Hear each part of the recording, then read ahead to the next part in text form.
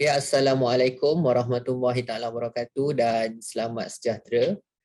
Saya Muhammad Rafiuddin Jailani, pemeriksa dokumen dari bahagian pemeriksaan dokumen Jabatan Kimia Malaysia, dan sempena Minggu Sains Negara 2022, saya akan menyampaikan webinar dengan tajuk Pemeriksaan Dokumen dan Masyarakat.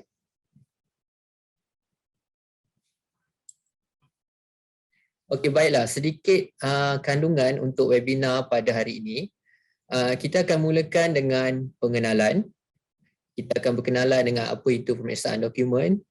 Kemudian kita akan lihat apakah peralatan ataupun instrumentasi yang digunakan untuk aktiviti pemeriksaan dokumen.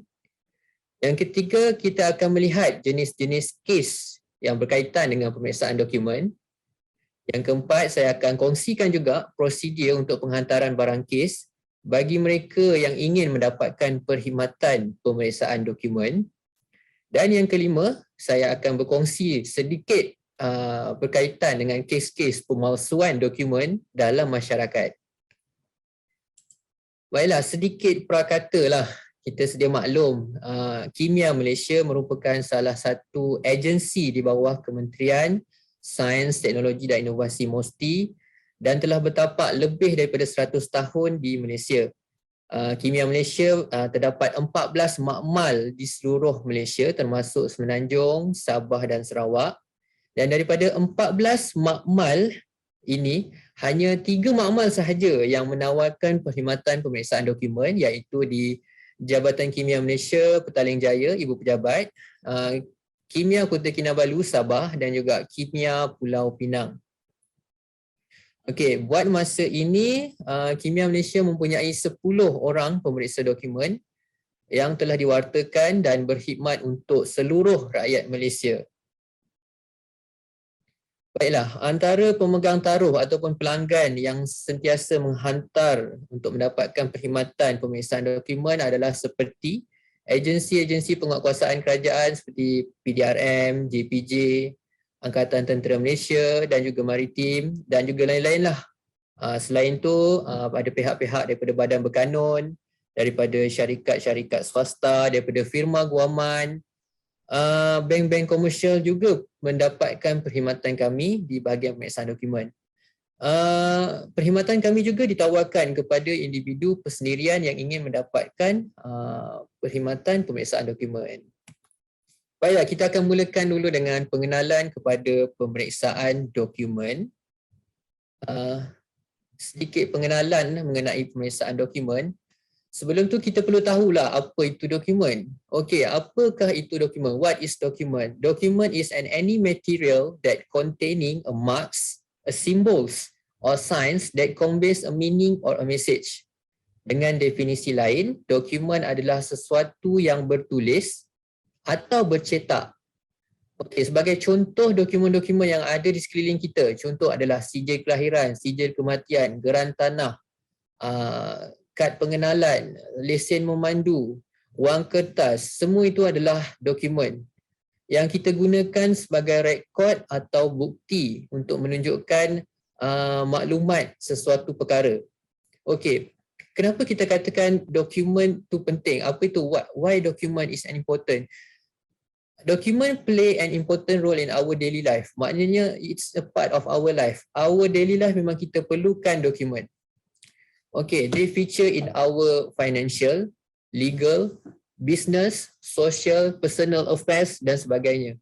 Okay, untuk dokumen digunakan sebagai contoh dalam bidang keuangan, kita untuk merekodkan aktiviti-aktiviti keuangan, penyata-penyata keuangan kita, itu adalah contoh sebagai dokumen.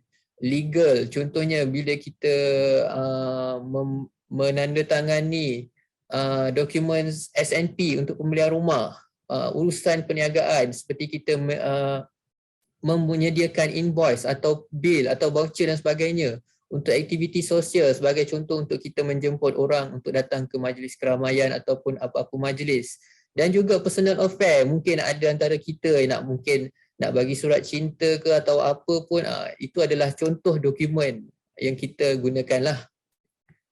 Okey, apa pula dokumen yang dipertikaikan? What is a question document? Okay, question document is any material handwriting, signature, typewriting or marks suspected being fraudulent or whose source or authenticity is in dispute.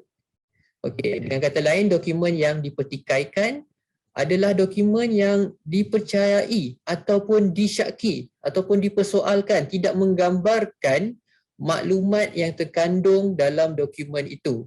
Maksudnya dipertikaikan sumber atau kesahihannya. Okey, apa pula document examination? Apa itu pula pemeriksaan dokumen? Okey, document examination adalah merujuk kepada aktiviti pemeriksaan dan perbandingan antara dokumen yang dipertikaikan dengan dokumen-dokumen yang sahih ataupun diketahui untuk menentukan ketulinan dokumen yang dipertikaikan tersebut. Selain itu, kita juga melakukan pemeriksaan kesan pengubahsuaian ataupun pindaan pada dokumen yang dipertikaikan sama ada dokumen itu telah diubah suai ataupun tidak, yang boleh mengubah apa-apa maksud ataupun maklumat di dalam dokumen tersebut. Okay, secara umumnya kita tahu pemeriksaan dokumen adalah pemerhatian dan pemeriksaan ke atas sesuatu dokumen yang dipertikaikan untuk menentukan kesahihannya.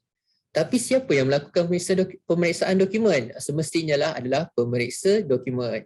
Okey, pemeriksa dokumen adalah individu yang terlatih dan telah kompeten untuk melakukan pemeriksaan ke atas dokumen-dokumen yang dipertikaikan. Okey, di bawah Kimia Malaysia, pemeriksa dokumen akan diwartakan oleh Kerajaan Malaysia di bawah Kanun Tata Cara Jenayah 399 dan diberi mandat untuk memberi keterangan sebagai saksi pakar untuk kes-kes jenayah, kes-kes sivil, kes-kes komersial di mahkamah-mahkamah seluruh Malaysia seperti Mahkamah Magistrate, Session Tinggi Syariah, Dagangan dan lain-lain. Okey, apakah bidang tugas pemeriksa dokumen? Semestinya bidang tugas pemeriksa dokumen adalah untuk mengenal pasti pemalsuan pada sesuatu dokumen. Kedua, untuk menentukan ketulinan pada dokumen. Yang ketiga, untuk kes tanda tangan dan tulisan tangan, pemeriksa dokumen perlu menentukan penulis iaitu authorship kepada tanda tangan dan tulisan tangan yang dipertikaikan. Dan yang keempat, memberi keterangan sebagai saksi pakar apabila diperlukan di mahkamah. Mungkin ada antara kita yang pernah mendengar perkataan graphologist. Okey, graphologist ni bukanlah pemeriksa dokumen. Mereka adalah individu yang akan mengkaji dan mengaitkan hubungan antara tulisan tangan ataupun tanda tangan individu dengan karakter dan personaliti individu tersebut. Dengan kata lain, mereka bukanlah pemeriksa dokumen. Okey, baiklah. Secara ringkasnya, ini adalah apa yang pemeriksa dokumen melakukan. Kami akan melakukan pemeriksaan untuk menentukan ketulinan sesuatu dokumen. Kita akan mengenal pasti siapa yang menyediakan ataupun mungkin untuk kes tanda tangan atau tulisan tangan, kita akan menentukan siapakah penulis untuk tulisan tangan ataupun tanda tangan. Kemudian kita akan mengeluarkan laporan kimia ataupun pendapat dan kemudian kita akan memberi keterangan sebagai saksi pakar apabila diperlukan di mahkamah. Baiklah, untuk bahagian yang kedua saya akan kongsikan berkenaan dengan instrumentasi ataupun peralatan yang digunakan untuk aktiviti pemeriksaan dokumen. Okey, baiklah. Peralatan pertama yang kita gunakan di Jabatan Kimia Malaysia adalah yang pertama Video Spectral Comparator ataupun ringkasannya BSC. Okay, buat masa ini kami mempunyai dua versi Video Spectral Comparator iaitu BSC 6000 versi lama dan juga versi yang terkini BSC 8000. BSC mempunyai dua fungsi utama iaitu pencahayaan dan pembesaran. Okey, apabila kita katakan tentang pembesaran, kita perlu melihat sesuatu dokumen itu dengan lebih jelas dan lebih teliti di bawah pembesaran yang beresolusi tinggi. So dengan itu kita perlukan Video Spectral Comparator untuk memainkan peranan fungsi pembesaran. Selain itu juga VSC ini juga dilengkapi dengan stereo mikroskop yang disambungkan bersama untuk melihat mungkin pembesaran yang lebih tinggi dan juga lebih jelas dan juga lebih beresolusi tinggi. Fungsi kedua untuk Video Spectral Comparator adalah pencahayaan di mana penggunaan cahaya yang berbeza seperti ultraviolet, lampu UV lampu IR, infrared dan juga visible, dan juga cahaya-cahaya khas yang digunakan untuk melihat ciri-ciri keselamatan pada dokumen-dokumen yang bersekuriti tinggi, yang mempunyai ciri-ciri keselamatan yang tinggi. Okey, untuk peralatan yang kedua, inilah kita panggil sebagai Electrostatic Detection Apparatus atau ESDA. Okey, fungsi alat ini adalah untuk menimbulkan kesan tekapan pada dokumen, utamanya untuk kes-kes yang melibatkan kesan tekapan pada dokumen, contohnya seperti diary ataupun buku, di mana muka surat berikutnya mungkin kita tak dapat lihat apakah isi kandungan ataupun maklumat yang terdapat pada dokumen tersebut. Bermakna kita perlukan menggunakan peralatan ESDA ini untuk menimbulkan apakah maklumat ataupun kandungan yang terdapat pada muka surat tersebut. Okey. Kita masuk ke kandungan ketiga, iaitu jenis-jenis pemeriksaan dokumen. Dengan kata lain, ini adalah jenis-jenis kes pemeriksaan dokumen yang kami lakukan di Jabatan Kimia Malaysia. Baiklah, yang pertama, kita antara majoriti kes yang kami terima adalah mengenai pemeriksaan tanda tangan. Yang kedua, pemeriksaan tulisan tangan. Yang ketiga, pemeriksaan percetakan, apa-apa proses yang berkaitan dengan percetakan. Yang keempat, pemeriksaan pengubahsuaian ataupun pindaan pada dokumen-dokumen. Yang kelima, pemeriksaan tulisan type, iaitu pada mesin type. Keenam, analisis dakwat dan juga kertas. Yang ketujuh adalah pemeriksaan kesan tekapan. Saya akan jelaskan untuk setiap jenis pemeriksaan. Okay. Bila kita katakan mengenai pemeriksaan tulisan tangan dan tanda tangan, antara kaedah yang kita gunakan adalah secara perbandingan. Apa yang dimaksudkan perbandingan adalah kita melakukan perbandingan antara tulisan tangan ataupun tanda tangan yang dipertikaikan atas penama seseorang dengan spesimen tulisan tangan ataupun tanda tangan penama tersebut. Okey, baiklah. Pemeriksa dokumen adalah perlu mengenal pasti apakah ciri-ciri tulisan tangan yang terdapat pada tulisan tangan dan tanda tangan tersebut dan menentukan sama ada terdapatnya persamaan ataupun perbezaan yang signifikan pada ciri-ciri tulisan tangan tersebut.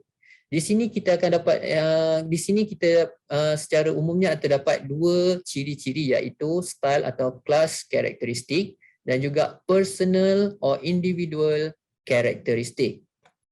Seperti yang saya kongsikan di gambar di bawah, ini adalah contoh carta perbandingan di mana Q1A adalah merujuk kepada tanda tangan yang dipertikaikan, manakala untuk spesimen signature S merujuk kepada contoh-contoh ataupun spesimen tanda tangan seorang penama.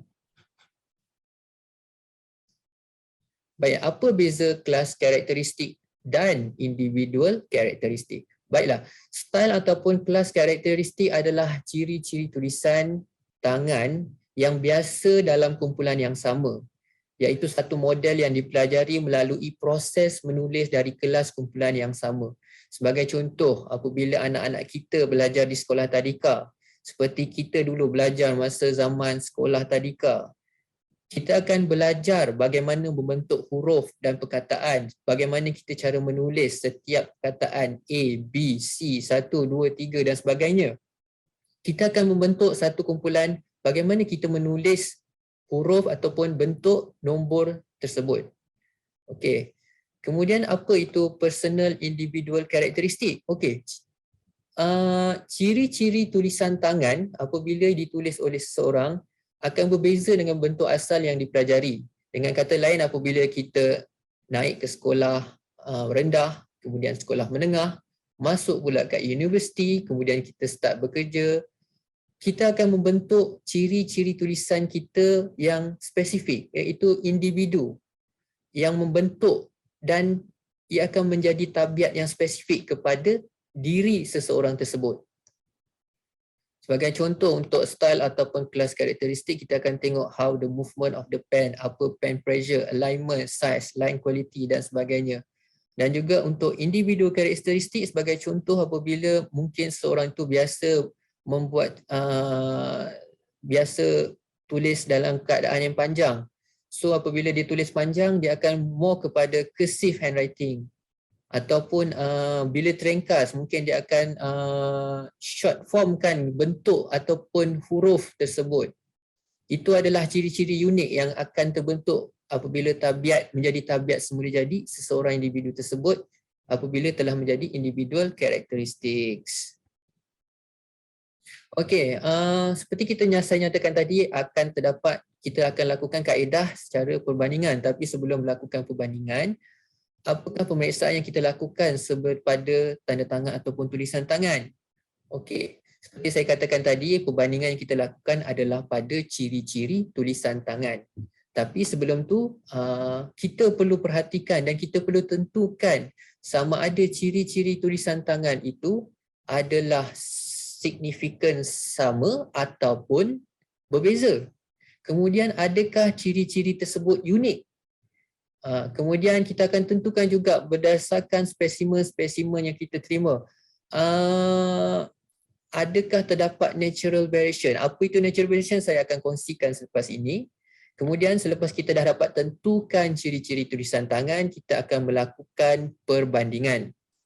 Okey, perbandingan dilakukan antara ciri-ciri tulisan tangan pada tanda tangan ataupun tulisan tangan yang dipetikaikan dengan spesimen tulisan tangan ataupun tanda tangan yang dipetikaikan. Kemudian apabila kita melihat mana yang lebih berat, kita akan menyatakan pendapat sebelum mengeluarkan laporan kimia. Baik, ini adalah salah satu contoh ciri-ciri tulisan tangan iaitu design or appearance. Okey, apa yang dikatakan design or appearance adalah bentuk dan juga penampakan tanda tangan. Untuk sebelah kiri ni kita tengok dia adalah sama daripada segi bentuk dan penampakan. So jadi tanda tangan di atas dan bawah boleh dibandingkan. Ya, ini comparable. Bagaimana pula kalau struktur itu berbeza? Contohnya seperti di bahagian sebelah kanan, kita lihat daripada segi bentuk dan penampakan tanda tangan ini sangat berbeza. Dia adalah orang kata different in structure, maksudnya tiada struktur pun, tiada ciri-ciri tulisan tangan yang sesuai untuk kita bandingkan. Jadi ini adalah tidak dapat dilakukan perbandingan. Okey, seperti tadi saya maklumkan natural variation. Apabila kita melihat spesimen ataupun contoh tanda tangan seseorang individu, kita akan dapat melihat apa itu natural variation. Okey, natural variation secara umumnya dipanggil is a normal difference observed in a person writing due to their writing habits. Dengan kata lain adalah perbezaan yang orang kata normal yang diperhatikan apabila seseorang individu tu menulis disebabkan oleh tabiat semula jadi individu tersebut. Okey, disebabkan itulah apabila kita menulis oleh orang yang sama, tidak akan tulisan yang dihasilkan adalah seakan-akan sama, serupa, orang kata tak sama langsung lah. Okey, disebabkan inilah dipanggilkan sebagai natural variation, iaitu perbezaan yang normal. Kemudian apabila perbezaan natural variation ini dibandingkan dengan ciri-ciri tulisan tangan yang ada pada contohnya tanda tangan yang dipetikaikan, kita akan dapat melihat bahawa perbezaan yang ketara ini adalah jauh daripada perbezaan normal yang kita lihat pada spesimen-spesimen tanda tangan tersebut. Dengan kata lain, natural variation dan juga significant difference itu adalah dua benda yang berbeza. Baik, sebagai contoh, ini adalah salah satu carta perbandingan yang disediakan di bahagian pemeriksaan dokumen, di mana kami akan melakukan salinan fotokopi untuk dokumen-dokumen tersebut, dan kemudian untuk bahagian tanda tangan tersebut kita akan lakukan pembesaran. Untuk kes ni kita lakukan pembesaran 200%. Okey, untuk bahagian bawah ni kita tengok spesimen signatures, maksudnya ini adalah contoh-contoh spesimen yang memang kita tahu pemilik tanda tangan untuk penama tersebut, dan kemudian di atas ini adalah tanda tangan yang dipetikaikan, di mana apabila kita telah mengenal pasti ciri-ciri tulisan tangan yang ada pada spesimen-spesimen tulisan spesimen-spesimen tulisan tanda tangan pada dokumen ini, kita akan bandingkan dengan ciri-ciri yang ada pada tanda tangan yang dipertikaikan ini, sama ada terdapat persamaan ataupun perbezaan. Okey, ini saya katakan tadi sebagai contoh apabila tanda tangan tersebut adalah different in structure. Kata tiada ciri-ciri tulisan tangan yang sesuai untuk kita bandingkan. Kita tengok bahagian bawah ni, ciri-ciri dia sama, iaitu ia adalah ditulis oleh orang yang sama, dan apabila dibandingkan dengan tanda tangan yang dipertikaikan, ia adalah berbeza daripada segi struktur. Maka dengan ini kita tidak dapat lakukan perbandingan yang bersesuaianlah untuk melakukan perbandingan ciri-ciri tulisan tangan. Okey, ini untuk kes yang melibatkan tulisan tangan. Tulisan tangan adalah apabila kita bandingkan untuk setiap perkataan, setiap sambungan ayat, how they write, macam mana how they write the word. Kita akan bandingkan ciri-ciri itu dengan ciri-ciri yang ada pada tulisan tangan yang dipertikaikan. Maknanya dia adalah samalah seperti tanda tangan yang untuk analisis tanda tangan. Okey, kita untuk kes berkaitan dengan tanda tangan, selalunya kita ada jumpa 3 types of forgeries. Maksudnya 3 types. Itu adalah simple forgeries, simulated forgeries dan juga trace signature. Okey, simple forgeries apabila seseorang peniru tanda tangan, dia buat tanda tangan orang lain menggunakan cara dia sendiri, bukan mengenai cara orang penama tersebut. Okey, bila simulated forgery ni selalunya peniru tanda tangan dia akan memerlukan satu model lah, ataupun dia kena made by memory. Maksudnya dia kena ingat how the model of the structure of the signature, dan dia akan cuba simulate lah untuk membentuk seperti tanda tangan yang dia cuba palsukan. Dan juga yang ketiga, orang kata ini pakai, orang kata trace signature. Kita selalu pakai kertas karbon ataupun pakai pensel, ataupun ada juga yang dia letakkan kertas di atas tanda tangan yang memang asal ataupun memang asli, kemudian dia trace menggunakan pen. Ataupun dia boleh juga gunakan transmitted light, maknanya dia gunakan lampu di bawah dan dia cuba untuk tiru tanda tangan tersebut. Okey. Kalau kita katakan mengenai tanda tangan, kita akan tengok apakah ciri-ciri tanda tangan yang autentik. Ini adalah ciri-ciri tanda tangan yang autentik, seperti rapid, smooth, consistent, dia punya rhythm, careless and obvious correction, the combination of delicate and heavy pressure stroke, ada flourish ending stroke, ada overall free flowing appearance. Disebabkan bila seorang individu sudah biasa menandatangani bentuk dan tanda tangan dia akan ingat bentuk dan tanda tangan dalam kepala otak dia, memang dia akan ingatlah macam mana bentuk dan rupa tanda tangan dia. So jadi dia tak kisah macam mana bentuk apa pun, asalkan nampak sama apa yang digambarkan.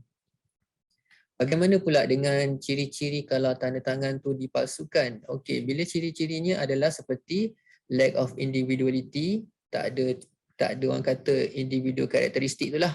Dan kemudian slowly written, maksudnya dia mungkin ada gegaran ataupun tremors. Unnatural appearance, kita nampak macam tak berapa cantik lah tanda tangan tersebut. Kemudian dia akan study attention to formation of letter. Contohnya untuk kes-kes yang melibatkan tanda tangan yang dibentuk melalui huruf, dia akan more kepada bentukan huruf-huruf tersebut. Careful correction of mistake, unnatural start and stop, lack of rhythm, inconsistent letter formation, dan selalunya yang paling inilah identically written indicating tracing. Selalunya bila kita dah nampak tracing tu, orang kata memang fault signature lah. Okey, bila kita lakukan pemeriksaan, kita akan tengok antara ciri lain untuk ciri-ciri tulisan tangan adalah line quality.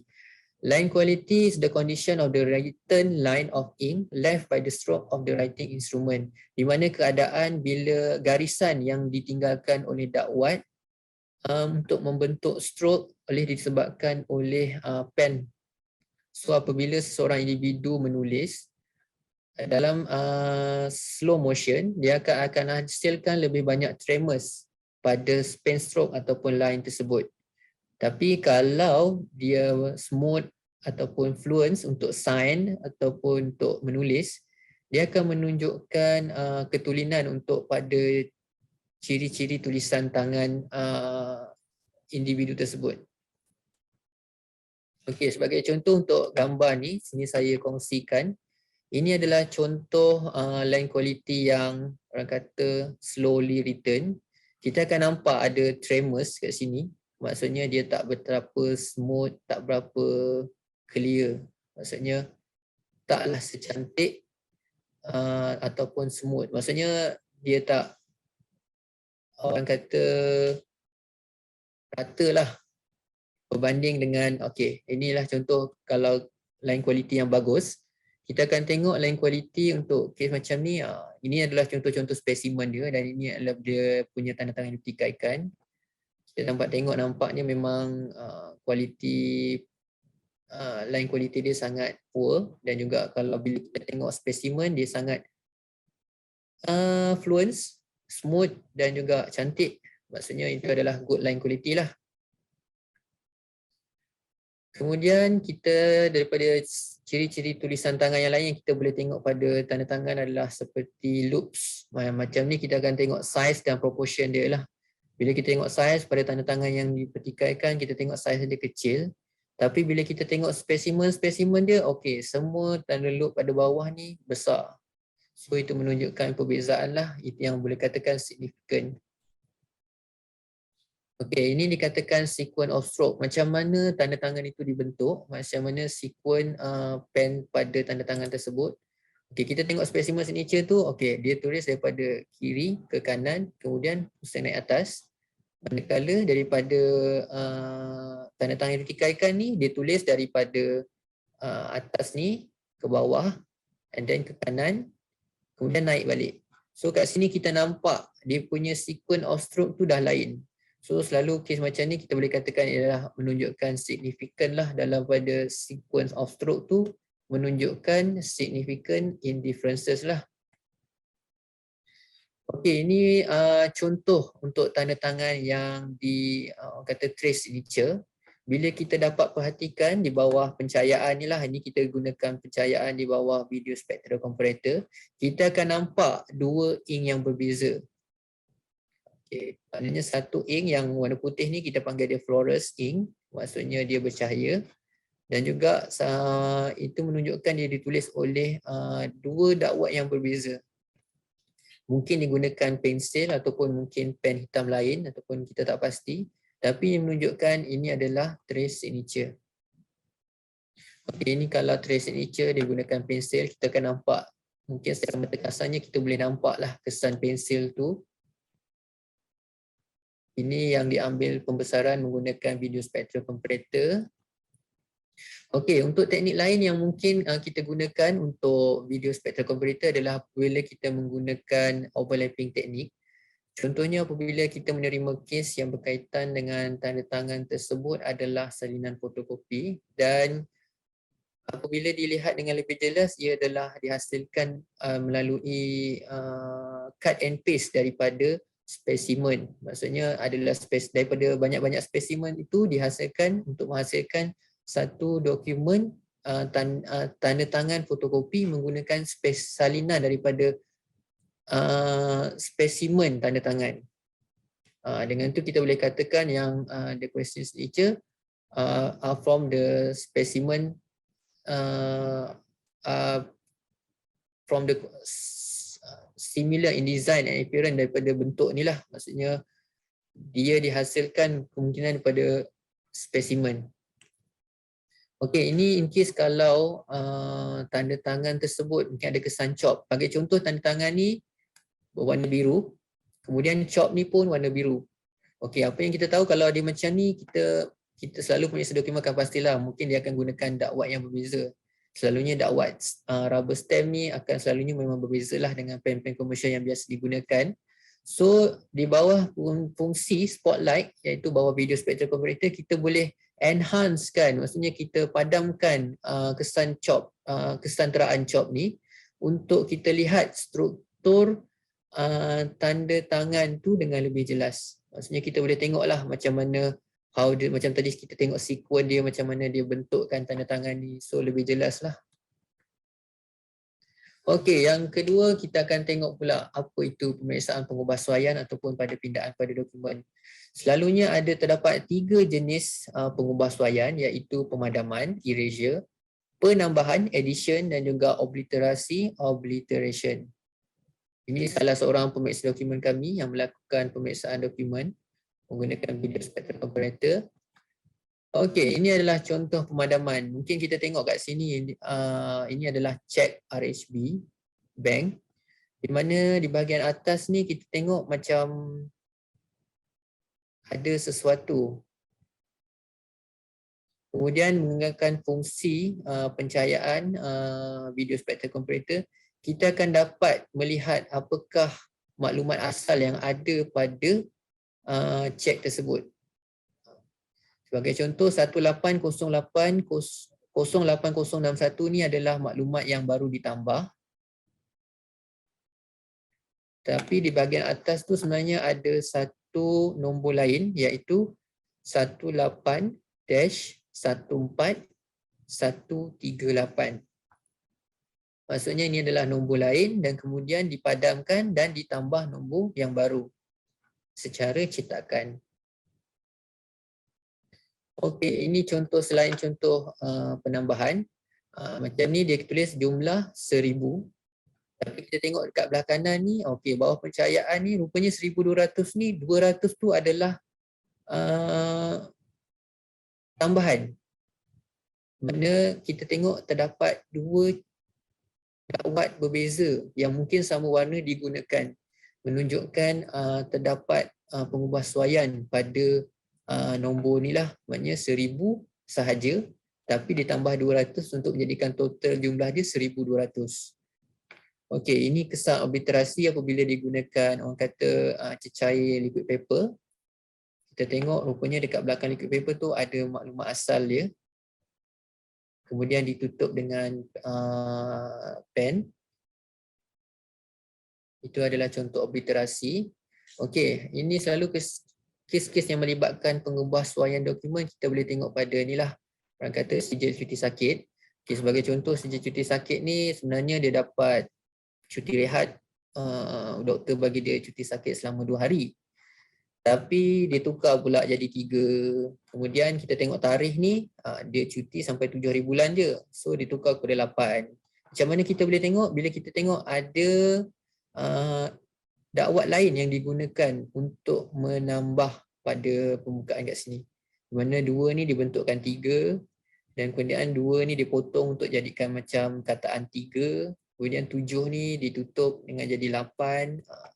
Kat sini kita akan nampak lah, walaupun dakwat itu adalah warna yang sama, contohnya pen warna hitam, tapi apabila menggunakan fungsi di bawah video spectral comparator, kita akan dapat lihat 2 dakwat yang berbeza. Okey, ini contohnya untuk kes-kes LKM, iaitu lesen kenderaan motor yang dibekalkan oleh JPJ. Ini kes agak lama lah, 2008, di mana terdapat kesan pada nombor pendaftaran kenderaan ditutup kemudian ditampal dengan nombor lain. Ini memang obvious lah, kita tengok bawah lampu biasa pun kita boleh nampak secara mata kasar. Okey, ini sijil pemilikan kenderaan, iaitu sijil orang kata geran. Sijil geran maksudnya di bawah pencahayaan biasa kita tengok ada kesan macam ada gangguan pada permukaan kertas.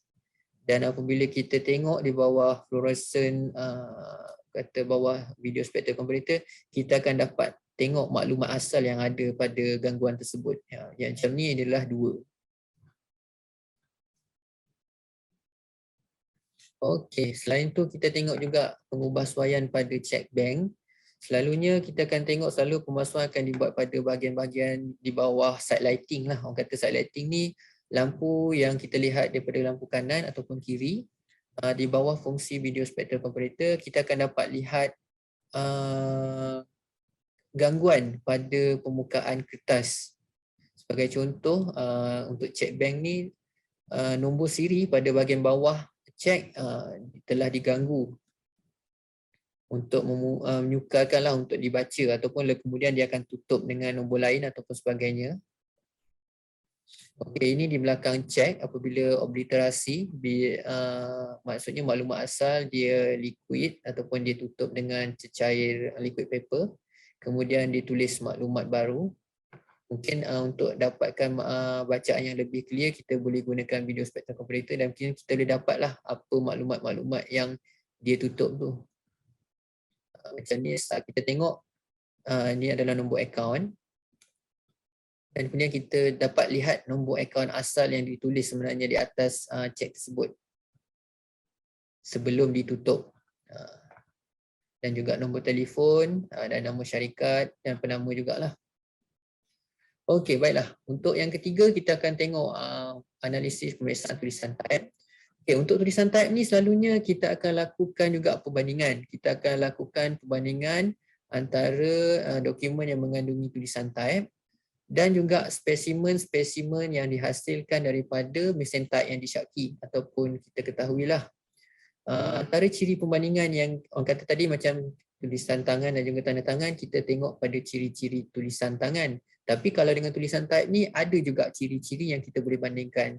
Antaranya adalah typeface atau font, jarak antara karakter tulisan type, size karakter tulisan type tersebut, typeface defect. Ini adalah selalunya bila wear and tear, semakin lama diguna dia akan ada macam ada kesan rosak, so dia adalah orang kata defect lah. Kemudian ada alignment defect, mungkin dah banyak kali guna, mungkin motor dia rosak ke, dia akan lari. Okey. So ini adalah antara ciri-ciri yang kita boleh bandingkan lah untuk typewriter, mesin type. Okey, pembandingan antara tulisan type yang dipertikaikan dengan tulisan type daripada mesin type yang diketahui. Selalunya spesimen akan dihasilkan daripada mesin type yang disyaki lah untuk menentukan sama ada betul tak dokumen tulisan type tersebut dihasilkan daripada mesin type yang disyaki. Okey, ini adalah contoh apabila kita lakukan pemeriksaan tulisan type. Dia adalah ni perbezaan daripada segi alignment, mungkin disebabkan oleh setelah wear and tear, alignment dia dah lari. Maksudnya bila kita attach yang atas ni dia boleh cantik ngam. Kemudian bila dia dah mungkin dah lama guna ataupun dokumen ni dah lama dihasilkan, kemudian kerosakan itu adalah baru, so alignment dia dah lari, so dia jadi larilah sikit. Okey.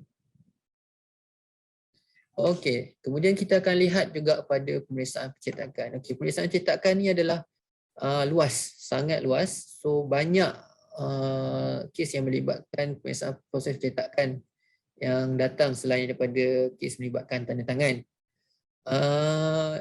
Pemeriksaan percetakan selalunya kita akan tentukan proses percetakan yang digunakan pada dokumen. Sama ada elektrofotografik, inkjet, rubber stamp, offset litografi, letterpress, gravure dan intaglio. Maksudnya ini adalah contoh-contoh proses percetakan yang komersial digunakan di Malaysia dan yang biasa kami terima. Okey, ini adalah contoh proses percetakan elektrofotografi di mana kita akan nampak toner partikel di atas permukaan kertas. Ini adalah contoh inkjet, maksudnya permukaan dakwat di dalam kertas. Offset litografi di mana permukaan tepi ni adalah sangat cantik dan nice. Ini rubber stamp apabila dihasilkan menggunakan chop ataupun chop getah yang menghasilkan teraan chop. Dan ini adalah contoh gravure. Gravure selalunya untuk percetakan majalah dan juga tabloid dan sebagainya lah. Okey, selain itu kita tengok juga, kita nak kenal pasti apa proses percetakan yang digunakan. Selalunya kita akan lakukan perbandingan antara dokumen yang dipertikaikan dengan juga contoh dokumen asal. Selalunya dokumen-dokumen yang dipertikaikan ni akan diberikan dengan ciri-ciri keselamatan. So jadi kita akan bandingkan juga dengan dokumen-dokumen asal yang mempunyai ciri keselamatan yang sama.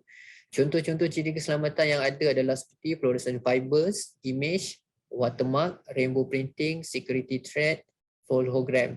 Okey, contoh-contoh adalah dokumen rasmi kerajaan, kad kredit. Saya akan tunjukkanlah selepas ni. Okey, ini adalah contoh-contoh ciri keselamatan yang boleh kita lihat pada dokumen-dokumen seharian kita. Sebagai contoh, ini adalah kad pengenalan Malaysia. Mungkin kita tengok kat sini, dia macam biasa je, tapi di bawah fungsi fluorescent fiber, fluorescent UV, kita akan nampak bangunan Jabatan Perdana Menteri, okey, kat belakang ni. Dan juga kalau pada wang kertas, kita akan nampak 50 ni image, UV image, dan juga fluorescent fibers, maksudnya yang macam cacing ni. Itu adalah apa yang kita boleh lihat di bawah ultraviolet.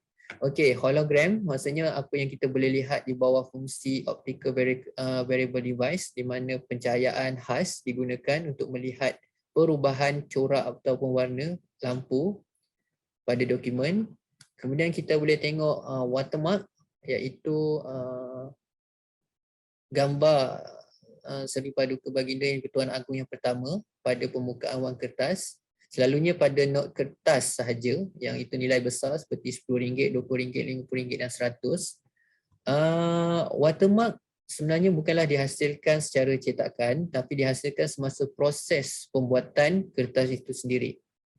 Okay, security thread, yang garis ni, security thread. Dan juga microprinting. Microprinting ni selalunya pada dokumen letterhead ataupun kepala surat. Ada juga pada dokumen-dokumen rasmi lain lah, seperti wang kertas, kad pengenalan. Okey, ini contoh kad pengenalan. Okey, ini di bawah pencahayaan biasa, kita tengok tak ada apa-apa lah. Tapi bila kita tengok bawah lampu UV, kita akan nampak bangunan Jabatan Perdana Menteri. Kemudian di bahagian belakang ni, di permukaan menara KLCC ni, kita akan nampaklah semua negeri di seluruh Malaysia lah. Daripada Johor sampailah ke Sabah Sarawak, dan juga kita akan nampak logo Jabatan Pendaftaran Negara di bahagian belah kanan ni. Okay, untuk makluman, kalau siapa tengok kat sini, kita tengok ada 02, 01, 03, 01. Okey, 03 ni merujuk sebenarnya kali ketiga. Okey, orang ni dah buat kad pengenalan. Maksudnya ni kali ketiga lah dia tukar IC. Okey, ini adalah dokumen Puspakom. Okey, Q1 ni adalah merujuk kepada dokumen dipertikaikan. Jadi Q1 ni adalah spesimen dia lah. Apabila kita melakukan perbandingan antara dokumen-dokumen rasmi ni, kita akan lakukan perbandingan dengan dokumen-dokumen dalam tahun yang berdekatan lah. Macam ni tahun 2010 ke 2009 agak berdekatan. So kita tengok kat sini, bila kita letak bawah lampu UV, dia hanya fluores sahaja. Dan juga di bahagian belakang pun dia akan bercahaya. Tapi dia tiada ciri-ciri seperti spesimen. Di mana kita tengok dekat bahagian belakang ni ada logo P. Okey. Ini adalah ciri-ciri keselamatan yang ada pada pasport Malaysia. Untuk makluman, pasport Malaysia ni kalau dekat Asia, dia nombor 2 lah paling bersecurity tinggi selepas Singapura. Kalau di Asia Tenggara nombor 4, daripada Asia nombor 4, Asia Tenggara nombor 2 selepas Singapura. Kalau di dunia nombor 12, tak silap saya lah. Ada ciri-ciri keselamatan yang memang diletak pada pasport Malaysia, menyebabkan pasport Malaysia ni agak orang kata berkuasa lah. Okey, antaranya kita tengok kat sini, kat bawah lampu ultraviolet lighting ni, kita akan nampak fluorescent fibers. Okey, kita akan nampak Malaysia, Jata Negara, kemudian ketulisan Jawi Malaysia. Kemudian kita akan nampak bangunan KLCC dengan bunga api dan juga corak-corak yang ada tepi ni.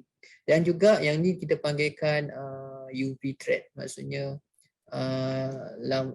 benang UV yang digunakan untuk menjahit pasport ni.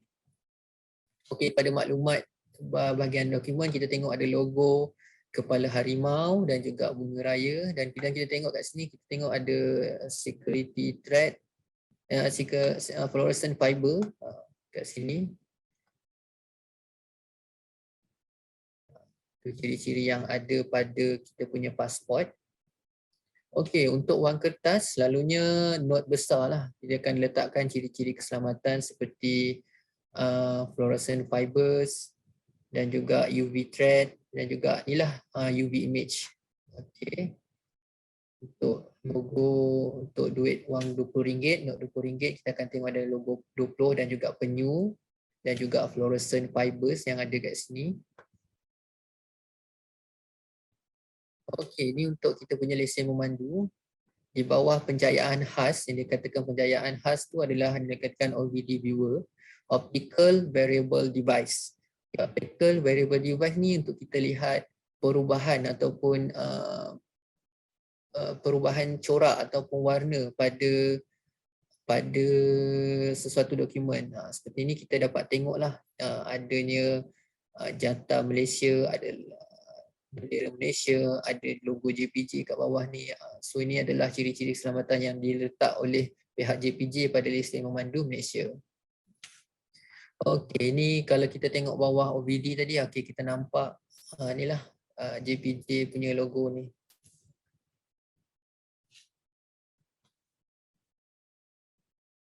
Okey. Okey, tadi yang saya kata microprinting, microprinting pada lesen kenderaan motor juga ada.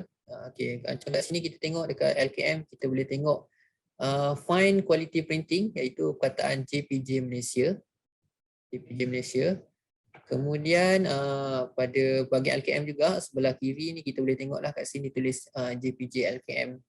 Ini adalah ciri-ciri microprinting yang ada pada lesen kenderaan motor. Okey, untuk pada wang not kertas ni kita tengok sebenarnya, kalau siapa yang pernah perasan dekat Tengkolok Seri Paduka Baginda yang Pertuan Agong ni ada nama yang di Pertuan Agong yang pertama. Okey, kat sini. Daripada bawah ni kita baca sampai bawah ni.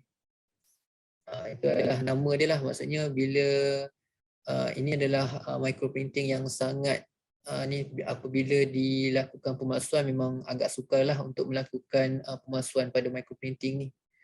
Mana kualiti dia tak salah secantik seperti wang asal, maksudnya wang yang tidak palsu lah.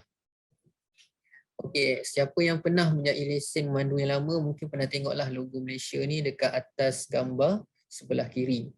Okey, untuk bandingkan antara yang palsu dengan yang original, kita akan tengoklah kualiti pada bendera Malaysia punya printing ni. Kita bandingkan pula dengan yang palsu, dia agak tak berapa cantik. Kemudian kat belakang ni kita panggil dia as a guillotine design. Guillotine design ni adalah satu corak geometri yang dihasilkan. So apabila dicetak, dia akan menghasilkan kualiti printing yang sangat berkualiti lah. Maksudnya dia akan nampak bentuk tu. Tapi apabila dipalsukan ataupun dibuat salinan atau sebagainya, dia tidak akan menampakkan bentuk geometri guillotine tersebut. Okey. Okay, selain tu lesen kenderaan motor juga ada dua ciri keselamatan yang lain, iaitu ada bentuk die cut ni. Mungkin orang pelik lah kenapa ada bentuk ni. Itu adalah ciri-ciri keselamatan yang disediakan oleh pihak JPJ lah. Die cut ni maksudnya ada ciri-ciri keselamatan. Maksudnya kalau ada orang cuba tiru pun, kenapa dia nak kena buat macam tu? Sama pula tu. So kalau corak dia adalah cantik macam ni, maksudnya dihasilkan oleh JPJ lah. Maksudnya kalau tiada, maksudnya ada kemungkinan lesen tu adalah palsu. Selain tu ada juga presence of security slate, maksudnya ada kesan potongan. Ini dipanggilkan security slate, tapi bila lesen yang palsu, lesen kenderaan yang palsu, dia tak adalah kehadiran security slate tu. Selalunya security slate ni kita akan lihat di bawah fungsi side lighting, sama juga seperti die cut ni lah. Okey, tadi saya katakan watermark. Inilah watermark pada wang not kertas RM10. Di mana watermark ni adalah dihasilkan melalui proses kertas dihasilkan, bukan melalui cetakan yang diletakkan pada wang kertas. Baiklah, yang mungkin terakhir kot. Okey, pentafsiran kesan tekapan ataupun decipherment of indentation. Okey, apabila kita nak tengok kesan tekapan ni, kita boleh gunakan video spectral comparator juga. Mungkin kita boleh lihat nampak pencahayaan tu menggunakan side lighting. Kita akan nampak bentuk tu. Tapi mungkin kita nak baca agak sukar. Sebab itulah kita menggunakan electrostatic detection apparatus ataupun EXDA. Mana kat sini kita tengok okey ada kesan-kesan seperti lekuk apa sebagainya, tapi kita tak boleh nak baca apakah maklumat yang terkandung di dalam nota ni. Jadi dia akan ditimbulkan menggunakan ESDA. So bila kita ke ESDA, kita akan boleh baca dengan jelas apa maklumat yang terkandung pada nota tersebut. Sebagai contoh, ni kita ada terima satu kes, kita jemput kertas putih, tapi kita tak tahu apa sebenarnya yang ditulis. Lepas tu apabila kita lakukan ESDA, kita tengok rupanya dia adalah surat ugutan.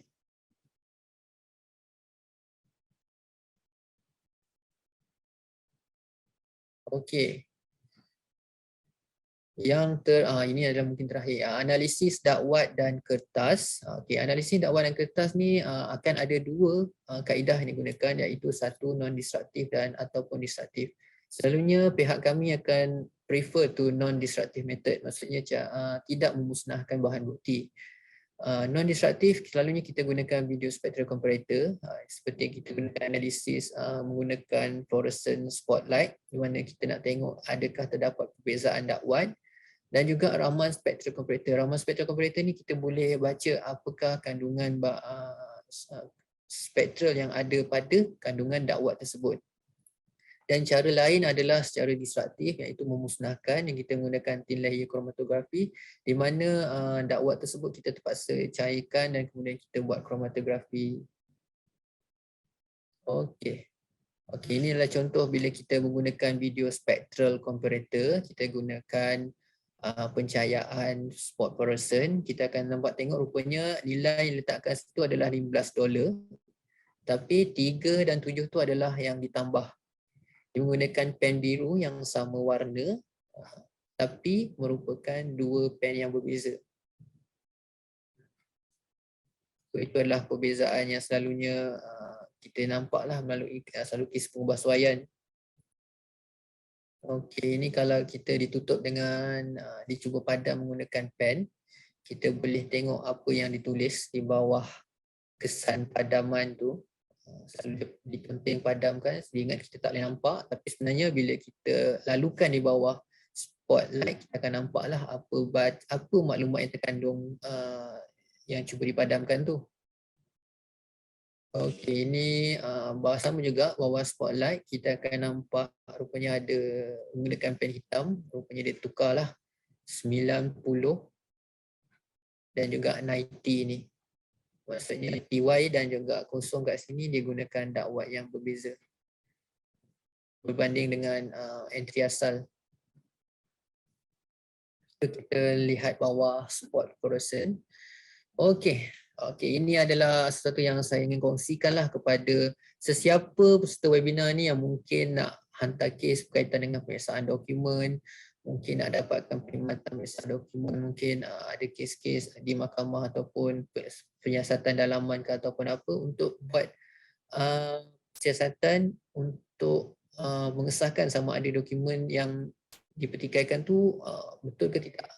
Okey, secara asalnya kita tengok kat sini ada, secara umumnya ada 5 lah. Pertama ni, pihak pelanggan yang ingin mendapatkan pemeriksaan dokumen perlu mengumpulkan satu permohonan bertulis kepada kami punya Ketua Pengarah, iaitu Ketua Pengarah Jabatan Kimia Malaysia untuk Ibu Pejabat, Pengarah Negeri Pulau Pinang untuk Kimia Pulau Pinang, Pengarah Negeri Sabah untuk Kimia Kota Kinabalu. Kemudian sertakan juga surat rasmi ataupun cover letter permohonan pemeriksaan. Ini untuk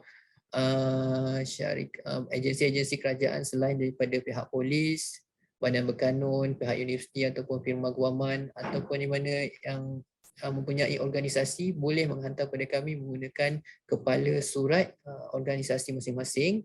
Tapi untuk individu ataupun persendirian yang ingin menghantar perlu boleh buat surat rasmi saja. Kemudian disertakan juga iuran pemeriksaan dokumen untuk pelanggan-pelanggan individu dan swasta. Selalunya kita tak kenakan iuran pemeriksaan dokumen kepada agensi penguatkuasaan sebab mereka adalah penguatkuasa, dan juga kepada Suruhanjaya SPRM selalunya kita tak sediakan, kita tak kenakan cas lah bayaran. Kemudian yang keempat ni adalah yang pentinglah, dokumen yang dikemukakan untuk pemeriksaan adalah dalam bentuk dokumen asal, bukan salinan fotokopi. Kemudian lampiran senarai dokumen yang dihantar dilampirkan bersama dan juga jenis pemeriksaan dikehendaki turut dinyatakan dalam surat. Okey, pemilihan dokumen atau sampel untuk pemeriksaan. Okey. Selalunya kita akan minta dokumen dipertikaikan, hantar yang perlu sahaja untuk pemeriksaan. Kalaulah dokumen tu ada terkandung di dalam satu SMP, hantar SMP tu saja. Tak perlulah hantar dokumen-dokumen yang mungkin ada kaitan dengan dokumen SMP tu. Maksudnya hanya dipertikaikan sahaja yang dihantar. Contohnya kalau dokumen tersebut mengandungi tanda tangan yang dipertikaikan, maksudnya hantar dokumen tu saja. Tidak perlu hantar dokumen yang mungkin diletakkan bersama dengan dokumen tersebut. Okey, selain tu untuk perbandingan kita perlukan spesimen atau contoh, selalunya untuk kes-kes yang melibatkan tulisan tangan, tanda tangan, tulisan type. Kemudian proses untuk kes-kes proses pencetakan yang menggunakan dokumen rasmi di mana kita perlukan spesimen perbandingan untuk melihat ciri-ciri keselamatan. Kemudian kalau dakwat kita perlukan contoh dakwat mungkin pada pembukaan kertas lain ataupun pen itu sendiri. So kita perlukan jugalah contoh-contoh untuk perbandingan untuk yang kes melibatkan perbandingan sahaja. Kemudian dokumen asal yang diperlukan, bukan salinan fotokopi ataupun bukan salinan karbon. Okey, ini antara kes-kes yang selalu kita terimalah untuk pemeriksaan dokumen.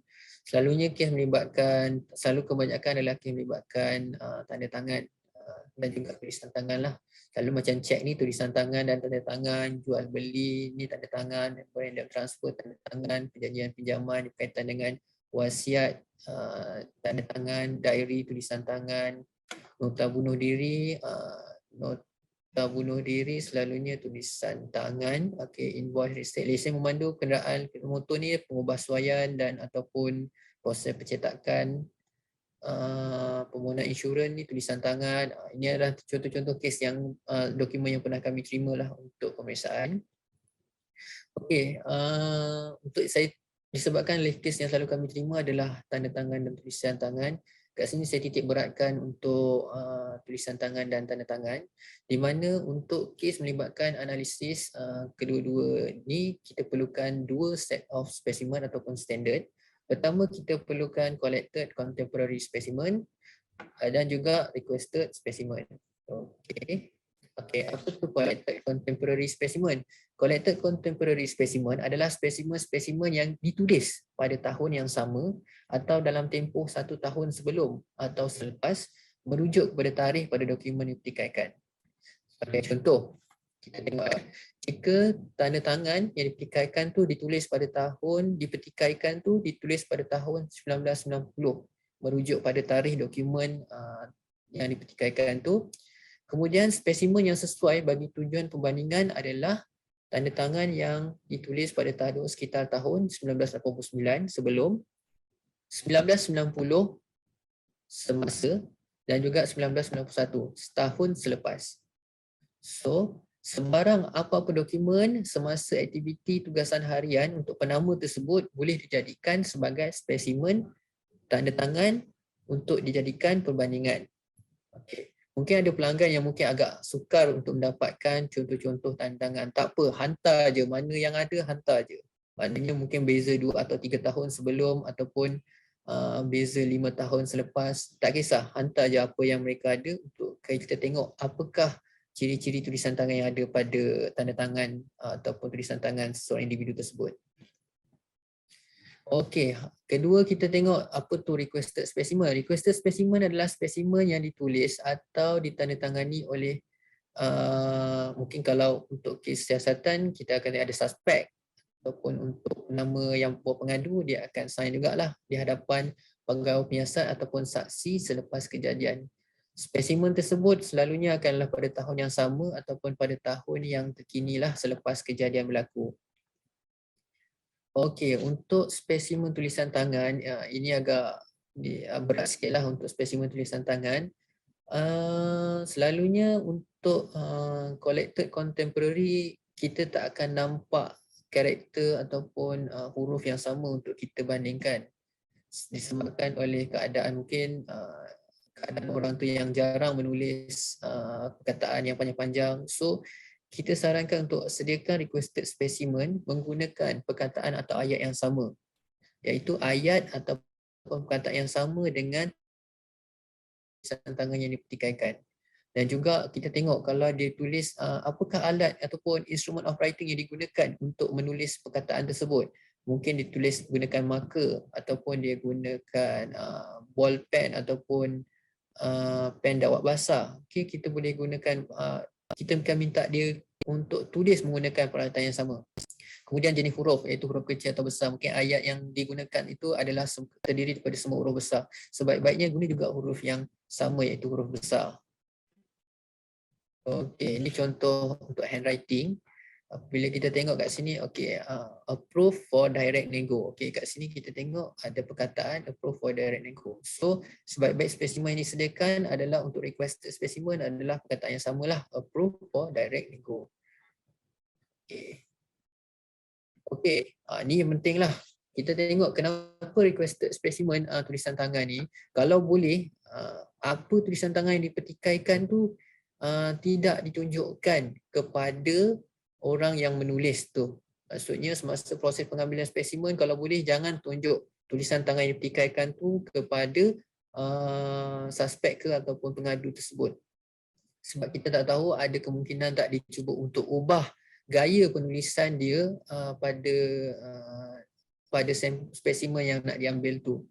So kalau secara mudahnya, biar pegawai penyiasan ataupun kata peguam mungkin boleh gunakan ayat yang sama, mungkin dicetak pada kertas putih secara komputer, kemudian ditunjukkan kepada suspek ataupun kepada pengadu untuk disalin balik.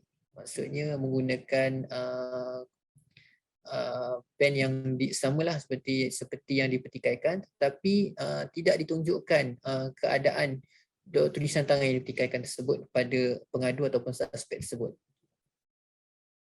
Okey, ini antara dokumen-dokumen collected contemporary yang boleh untuk dapatkan, untuk dilampirkanlah sebagai contoh-contoh spesimen.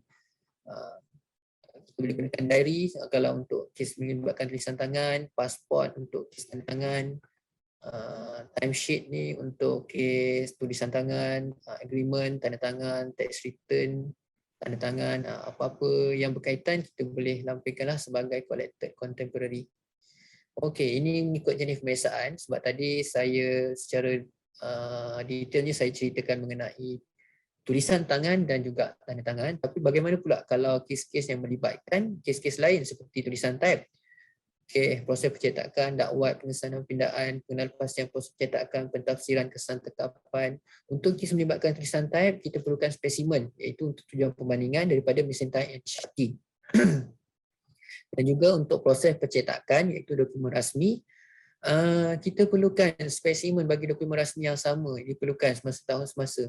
Sebagai contoh, kalau lesen kenderaan motor itu tamat tempoh pada tahun 2020, sebaiknya dapatkanlah juga lesen pihak JPJ kena dapatkan jugalah spesimen perbandingan untuk LKM pada tahun yang akan tamat tempoh pada 2020 juga. Okey. So, kemudian dakwat. Dakwat kita perlukan spesimen dakwat ataupun pen yang diperlukan. Okey, untuk ketiga ni pengesanan pindaan, pengenalpastian proses percetakan dan pentafsiran kesan tanggapan, hanya dokumen dipertikaikan saja diperlukan. Spesimen dokumen tidak diperlukan kerana kes ini hanya perlu melihat pada dokumen dipertikaikan sahaja. Okey, ini yang saya titik beratkan untuk kali ketiga. Kali ketiga saya katakan sebaik-baiknya dokumen yang diserahkan adalah dokumen asal. Maksudnya kalau tanda tangan pada dokumen yang dipertikaikan, terutamanya dokumen dipertikaikan dan juga spesimen sebaik-baiknya diserahkan dalam bentuk asal. Iaitu kalau boleh untuk tulisan tangan dan tanda tangan kita perlukan handwritten. Maksudnya ditulis menggunakan pen, bukanlah salinan daripada bentuk fotokopi ataupun carbon copy, sebab kita tak dapat melihat lah, orang kata kalau pada segi struktur tanda tangan tu kita tak dapat tengok sekuen dia macam mana. So sebaik-baiknya sediakan serahkan yang asal. Kalau boleh seboleh-bolehnya dapatkan yang asal, sebab kami sebolehnya cuba untuk membantu sebaik mungkin untuk memberi pendapat yang boleh membantu pihak pelanggan kami. Okay, semua dokumen mestilah dokumen asal. Baiklah, untuk kaedah penghantaran selalunya kita akan Ada dua lah, satu dokumen dipertikaikan dan juga ada spesimen dokumen. Okey, kalau boleh kita asingkan terus. Dokumen dipertikaikan dalam satu sampul, kemudian spesimen dokumen dimasukkan dalam satu sampul. Kemudian penandaan bagi kedua-dua sampul tersebut hendaklah berbeza dan unik. Okay, sebagai contoh, inilah ada salah satu kes yang dihantar oleh pihak polis. Okey, kat sini kita tengok dia tandakan X, iaitu untuk tanda tangan ataupun tulisan tangan yang dipikirkan. Kemudian ditandakan Y untuk semua spesimen-spesimen dokumen, spesimen tulisan tangan ataupun tanda tangan dimasukkan dalam satu sampul. Mungkin kita akan tengok, dokumen yang dipertikaikan tu ada satu dua helai je. Okey, tak apa, masukkan dua helai tu ke dalam ni. Kemudian kalau kita tengok spesimen tu ada banyak. Contohnya ada 30 dokumen. Mungkin tebal lah nak masuk dalam envelope ni, tak apa, mungkin boleh tukar kepada kotak ataupun beg barang kes yang lebih besar ataupun sampul surat yang lebih besar. Okey, masukkan sekali. Maksudnya tidak semestinya perlu menggunakan sampul, boleh juga guna kotak ataupun asalkan ia berkeadaan baiklah nanti apabila diserahkan di kaunter. Okey, ini kalau boleh kita elakkanlah, sebaiknya kita cuba tidak mendedahkanlah apa yang berada, apa kandungan yang terdapat pada sampul surat. So sebaiknya kalau boleh janganlah tampal maklumat ataupun lampiran dokumen-dokumen yang dinyatakan di dalam sampul surat tersebut ke dalam sampul surat di hadapan muka surat tersebut, di hadapan sampul surat tersebut, disebabkan kita mendedahkan apakah isi kandungan yang ada dalam sampul surat tersebut.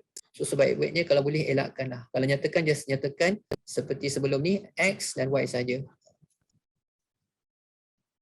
Okey, untuk penghantaran, sebaik-baiknya sampul surat yang dihantar hendaklah dimeterai ataupun keadaan baiklah. Maksudnya tidak boleh diakses oleh orang sesiapa saja. Kemudian barang kes, sebaiknya kalau contoh barang kes sampul surat hendaklah dihantar sendiri oleh pegawai penyiasat. Untuk kes-kes jenayah, untuk kes yang melibatkan agensi penguasaan, ataupun untuk kes-kes civil, sebaik-baiknya minta pihak peguam sendirilah yang hantar, bukan melalui runner ke ataupun postal courier ke. Kalau boleh jangan elakkanlah. Sebab kenapa? Kita kalau boleh bila kita terima kes, kita akan ada pembetulan. Mungkin ada penandaan tak betul ataupun ada kekeliruan. So kalau boleh kita nak refer terus apa barang kes ni betul ke penandaan dia. So sebaik-baiknya bila pegawai penyiasat ataupun pihak peguam sendiri yang hantar, kita boleh lakukan pembetulan on the spot. So kita akan jimat masa, kita akan boleh buat pembetulan on the spot. Maksudnya tiada lagi kita nak perlu tolak kes tu, kemudian nak minta dia betulkan, dia akan buang masa kat situ. So sebaik-baiknya kita minta pegawai penyiasat hantar sendiri kes ataupun pihak peguam untuk hantar kes sendiri. So selalunya pegawai penyiasat ni bila dihantar kes, sebaiknya yang penyiasat sendiri tidak serahkan kepada wakil ataupun mana-mana pihak lah. Okey.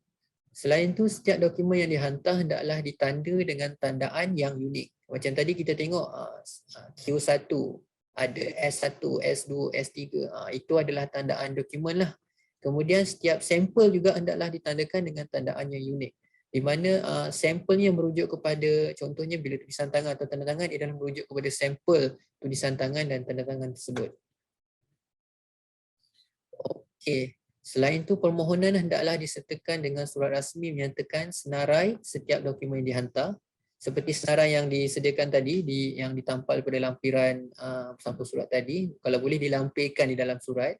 Kemudian menyatakan jenis pemeriksaan yang dikendaki. Sila nyatakanlah apa pemeriksaan yang dikendaki, sama ada nak lakukan pemeriksaan tulisan tangan ke, tanda tangan ke, jenis pengubahsuaian ke, ataupun jenis proses percetakan ke. Okey. Okey, ini adalah contoh yang kita nyatakanlah. Contohnya kalau dokumen dipertikaikan tu dimasukkan di dalam satu sampul yang bertanda X. Okey. Kemudian di dalam sampul X tu dokumen dipertikaikan tu ada dua, Q1 dan Q2. Q1 dan Q2 tu adalah merujuk kepada tandaan dokumen. Kemudian kita tengok kat sini ada dua tanda tangan yang dipertikaikan untuk Q1 dan untuk Q2 ada satu tanda tangan yang dipertikaikan. So kalau boleh letak penandaan yang berbeza untuk dokumen yang dipertikaikan. Maknanya yang ni tanda tangan dipertikaikan Q1A1, tanda tangan dipertikaikan Q1A2. Dan untuk dokumen Q2, kita akan tandakan Q2A merujuk kepada dokumen tandaan dokumen Q2, tetapi tandaan sampel adalah Q2A. Ini dipertikaikan. Okey, untuk spesimen, kalau boleh kita lamsamkan semua collected contemporaneous ni dengan requested specimen ni, kita sekalikan dia masukkan dalam satu sampul. So saya katakan kalau mungkin dokumen tu ada banyak, tak apa, mungkin boleh sampul tu tak muat, tukarlah sampul lain. Maksudnya lamsamkan tapi biar dia sekali. Maksudnya tandaan tu biar dia beturutan S1 hinggalah S apa, contoh S8 kat sini. Dan juga tandaan punya adalah samalah SA, SA, SA. Kenapa tandaan dia adalah sama? Disebabkan kita dah tahu contoh-contoh tanda tangan ni ditulis oleh orang yang sama. Berbanding dengan yang dipertikaikan, kita tak tahu sama ada betul ke penama tu sign. Jadi apabila kita tengok spesimen ni, kita dah tahu okey, spesimen ni semua oleh orang yang sama ditulis. Contoh sebagai sini Ali. Jadi contoh tanda tangan Ali ditandakan sebagai SA. So maknanya semua tanda tangan Ali ditandakan sebagai SA. Okey, yang requested signature ni adalah refer kepada inilah tanda tangan requested. Kalau boleh nyatakan jugalah tarikh bila masa dia tanda tangan disaksikan oleh siapa dan tanda tangan penama siapa. Okey. Okay, untuk dokumen S1, S2, S3, S4 ni adalah merujuk kepada collected contemporaneous lah. Maksudnya contoh borang cuti tahunan, kad kredit, SMP, apa-apa dokumen yang boleh dijadikan sebagai collected contemporaneous. Okey, ini adalah contoh untuk senarai dokumen. Okey, kat sini kita tengok ada senarai dokumen-dokumen yang akan dihantar lah. So maksudnya apa dalam sampul X tu nyatakan apa dokumen tersebut, tandaan dia apa, tarikh dia apa dan mengandungi apa, sampel apa. Sampel tanda tangan ke, sampel tulisan tangan ke. Kemudian dipertikaikan lah. Selalunya yang sampul X ni kita akan tulis sampel tanda tangan atau tulisan tangan dipertikaikan atas nama siapa. Kemudian ditandakan sebagai apa penandaan dia. Mungkin untuk kes tulisan tangan kita tak tahu siapa yang tulis, so tak perlulah tulis tulisan tangan dia dipertikaikan atas nama siapa, just tulis mengandungi tulisan tangan yang dipertikaikan ditandakan sebagai apa. Kalau tanda tangan mungkin kita boleh pertikaikanlah atas penama siapa. Untuk sampul sampul Y, okey, kita nyatakan juga apa jenis dokumen yang ada dilampirkan bersama. Lepas tu buat tandaan S1 hingga S, contoh S4. Kemudian nyatakan tarikh dan berapa contoh tanda tangan yang ada pada dokumen tersebut. Sebagai contoh, katalah S1 ni mengandungi satu contoh tanda tangan Ali, tandakan sebagai SA. Kemudian yang kedua ni mungkin mengandungi dua contoh tanda tangan. Boleh nyatakan juga dua contoh tanda tangan atas nama Ali sebagai SA. Berbeza dengan sekali juga dengan requested specimen. Requested specimen mungkin boleh disekalikan ayat tersebut seperti seperti ayat di bawah. Setiap helai mengandungi 5 contoh tanda tangan bagi nama Ali yang semuanya ditandakan sebagai SA. Maksudnya semua penama yang kita tahu adalah pemilik tanda tangan kita boleh letak tandaan yang sama. Tapi untuk yang dipertikaikan, kita tak pasti siapa yang tulis tanda tangan tersebut, tapi dipertikaikan atas penama untuk SA, mungkin kita letakkan penandaan yang berbeza. Okey, ini adalah contoh kenyataan untuk jenis pemeriksaan yang dikehendaki. Okey, kalau boleh lampirkan juga kenyataan ini. Sila lakukan pemeriksaan dan bandingan antara tulisan atau tulisan tangan yang dipertikaikan bertanda Q1A, Q1A2 dan Q2A pada dokumen Q1 dan Q2 dengan spesimen tanda tangan tulisan tangan bertanda SA. Maksudnya SA ni kita dah lamsamkanlah Ali pada dokumen-dokumen S1 hingga S8 sama ditulis oleh penulis yang sama atau sebaliknya. Okey. Kenyataan ni pentinglah untuk nanti apabila di mahkamah kita dimaklumkanlah apakah permohonan atau jenis pemeriksaan yang dikehendaki. So jadi ayat ni untuk cover kita di mahkamah lah. Okey, baiklah, saya kat sini ini adalah bahagian terakhir. Saya akan kongsikan juga kes-kes yang berkaitan dengan pemeriksaan dokumen yang berada di dalam masyarakat dan juga di Malaysia lah. kenapa kes-kes ni orang kata mungkin tengok kes ni macam biasa je, rupanya dia melibatkan kes-kes yang melibatkan pemeriksaan dokumen. Okay, sebagai contoh ni adalah kes berkaitan dengan penyelewengan. Kaitan selalunya kes-kes pemeriksaan dokumen ni kebanyakan adalah kes yang orang kata jenayah Kuala Putih, maknanya jenayah-jenayah pihak-pihak orang dalam ataupun sebagainya. Sebagai contoh, sebagai kes ni lah. Ini daripada Berita Harian. Okey. Okey, 2 Diriman berhubung projek tenaga sekolah-sekolah. Ini kes di Sarawak, tak silap saya. Okey, selain tu, okey, ini adalah kes jenayah. Kes jenayah, bukan jenayah komersial, ini kes jenayah adik-beradik hilang. Saya rasa ni kes berkaitan dengan surat tulisan tangan. Okey, tapi kes ni kat Gombak rasa dah jumpa. Kemudian yang ni kes pemalsuan dokumen. Inspektor Dija 3 tahun guna dokumen palsu. Okey, ada juga kes-kes yang melibatkan sindiket seperti sindiket jual MC palsu tumpas, di mana kita melakukan analisis untuk kes-kes MC palsu, di mana bila kita tengok rupanya doktor yang ni mungkin tak wujud. Mungkin doktor tu doktor palsu ataupun memang tak wujudlah doktor tu. Kemudian ada kes juga pemalsuan surat wasiat. Datuk didakwa pasukan surat wasiat. Okey.